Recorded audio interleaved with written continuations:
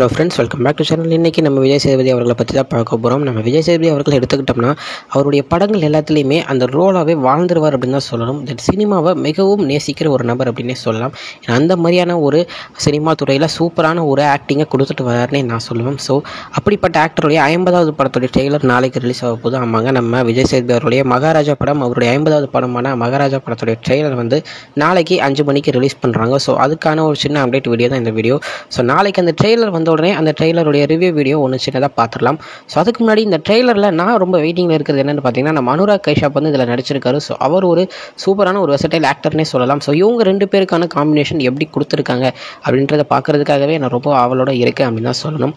So இந்த படம் இவருடைய சினிமா ஒரு இண்டஸ்ட்ரியில் இவர் இவ்வளோ நாள் நடித்ததுக்கு எந்த மாதிரியான ஒரு சூப்பரான அங்கீகாரத்தை கொடுக்க போகுது அப்படின்றது இந்த படத்தை வச்சு தான் தெரியும். ஏன்னா 50வது படம், அதுக்காக தான் இவ்வளோ தான் நான் சொல்கிறேன்.